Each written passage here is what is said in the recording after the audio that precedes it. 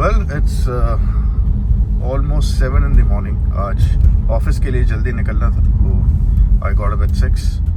Example is जब सड़क बिल्कुल खाली हो आगे और आपके आगे एक बाइक वाला चल रहा हो जो 25 से 30 की स्पीड पे हो, अब आप ओवरटेक कर नहीं सकते क्योंकि आप आने वाली लेन में घुस जाओगे because there is no divider, you no.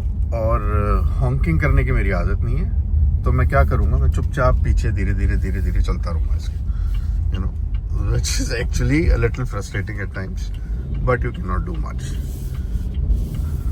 अब मुझे निकलने का मौका मिला तो मैं निकल जाऊंगा इससे आगे. Welcome back.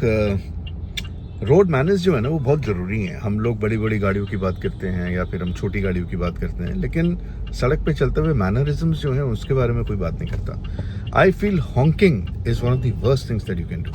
लेकिन हम लोगों को आदत होती है, हमारा एक हाथ हमेशा हॉर्न पर रहता है. और यही लोग जब यूरोप चले जाते हैं तो वो देखते हैं यार यहाँ तो कोई भी हॉर्न नहीं बजाता, और बाई चांस अगर वो खुद ड्राइव कर रहे हैं तो वो भी हॉर्न बजाना बंद कर देते हैं, या फिर कहते हैं यार ये देखो यहाँ के लोग कितने बढ़िया हैं, ये तो हॉर्न ही नहीं बजाते. अरे साहब, हम भी ऐसा कर सकते हैं कि हम भी हॉर्न ना बजाएं, लेकिन हम लोग इम्पेशेंट हैं बहुत ज़्यादा.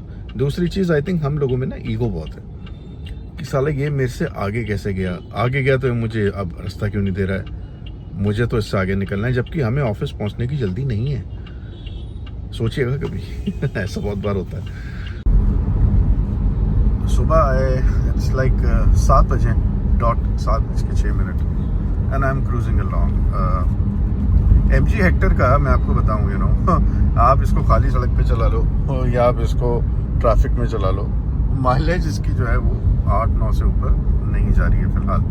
मेरी अभी तक इस गाड़ी की 2 सर्विस हुई हैं. एक फर्स्ट सर्विस जो थी वो और सेकंड 5000 किलोमीटर्स पे जो होती है. So let's see. मुझे ये बोला गया है कि टाइम के साथ इसकी माइलेज जो है वो बढ़ेगी, बट कितनी बढ़ेगी वो देखने वाली बात है.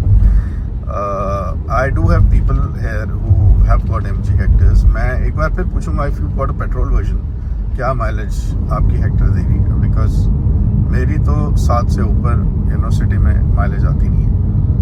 एंड हाईवे पे मैं इसको I think I have taken it twice, तो मुझे 9.9 वाज द हाईएस्ट जो मुझे समझ में आई माइलेज. सो कई बार क्या होता है कि कोई आपसे आगे निकलने की कोशिश कर रहा है. There could be many reasons for that, you know, apart from the fact कि किसी की ईगो है कि उसको आगे जाना ही है. जेन्युइनली भी किसी को जल्दी हो सकती है कि उसको आगे जाना है. अब ऐसे केस के अंदर अगर आप उसको आगे नहीं जाने देते क्योंकि उसने 2 बार हॉर्न मार दिया और आपको क्या साले इसने हॉर्न कैसे मारा, अब तो तू कुछ भी कर ले, मैं इसको आगे जाने नहीं दूंगा, डोंट यू थिंक वो भी गलत है? एक इंसान जिसने ज़िंदगी में आपको कभी आगे मिलना ही नहीं है ना, वो पहले कभी आपसे मिला है, वो अपने रास्ते पे जा रहा है, आप अपने रास्ते पे जा रहे हैं, करेक्ट, बट आपकी ईगो हर्ट हो गई क्योंकि उसने 2 बार हॉर्न मार दिया, तो उसको रास्ता ना देना आई थिंक ये भी गलत है. You should always respect the time of others. अगर आप, यू नो, सपोज करिए 50 पे चल रहे हैं जबकि स्पीड लिमिट जो है वो 60 है या 70 है, तो प्लीज़ दूसरे को आगे जाने दीजिए. देयर इज नो हार्म ना, उसमें क्या जा रहा है किसी का. तीसरी चीज़ आती है आपकी रोड रेज, जो शायद आज की डेट में इंडिया का बहुत बड़ा इशू बनता जा रहा है. सोचिए अगर आप जा रहे हैं और अगर कोई रिक्शा वाला हल्का सा स्क्रैच लगा देता है आपकी गाड़ी को, या फिर दूसरे गाड़ी वाले से टच हो जाती है, तो ये चीज़ तो पक्की है कि इंटेंशनली तो कोई कुछ नहीं कर रहा. दुख बहुत ज़्यादा होता है, स्पेशली अगर आपकी गाड़ी नहीं है, क्योंकि हम सब लोग बहुत मेहनत करके और, यू नो, ये अपना सपना पूरा करते हैं कि हमें गाड़ी खरीदनी है. और बट अगर कोई अमीर भी है, यू नो, जिसके पास बहुत पैसे हैं, उसने भी शौकिया गाड़ी ले ली और वो गाड़ी पे स्क्रैच लग गया, तो आप जाके पीटना शुरू कर देते हो उस इंसान को. पीटने से ना तो आपका स्क्रैच जाएगा साहब और ना ही आपको पैसे मिलने वाले. रिक्शा वाला कभी भी इतना नहीं अफोर्ड कर पाएगा कि वो पैसे दे आपको आपकी गाड़ी के स्क्रैच के. तो ऐसे गरीब इंसान को मारने का फ़ायदा क्या है, सोच के देखिए. मेरे साथ ये 2 बार हुआ है कि, यू नो, पीछे से गाड़ी वाले ने हिट कर दिया. एक बार जो था वो रिक्शे वाले ने मारा. मैं कोई यहाँ पे अपनी बड़ाई नहीं कर रहा हूँ, बट मेरा मन ही नहीं करा कि मैं गाड़ी में से उतर के ये देखूँ कि गाड़ी में डैमेज कितना हुआ, बिकॉज जो हुआ वो हो गया. गाड़ी मेरी चल रही है, मैं डेस्टिनेशन पे जाके देख लूँगा. There is no point confronting somebody कि तूने मेरी गाड़ी पे स्क्रैच क्यों मारा. कोई फ़ायदा नहीं है साहब.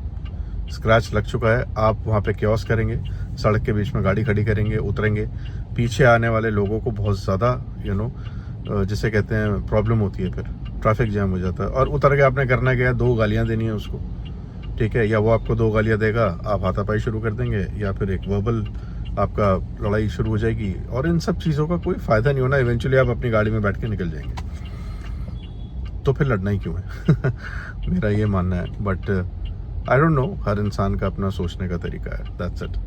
वेल 7:20, मुझे प्रैक्टिकली 20 मिनट लगे ऑफिस पहुंचने में आज 20 से 25 मिनट से ज़्यादा नहीं लगे मुझे।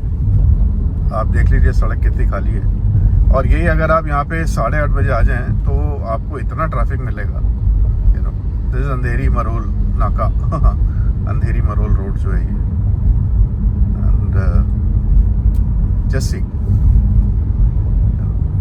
सच में अच्छा लगता है गाड़ी अगर आप चलाएं, खाली सड़क हो, you don't have to rush, normal speed पे रखिए, बट मज़ा आएगा गाड़ी चलाने में। सो बस गाइज यही कहना था कि रोड सेफ्टी रूल्स में ये बहुत इम्पोर्टेंट है कि आप सामने वाले की इज्जत करें। सब अपने घर से निकलते हैं काम करने के लिए, और बेचारे शाम को थक कर वापस अपने घर जाते हैं, और उस दौरान अगर बीच में कुछ भी हो जाए तो you should not start fighting with that person. बस यही कहना है मुझे। Have a good day. मैं कल फिर वापस आऊँगा, तब तक स्टे ब्लेस्ड गाइस।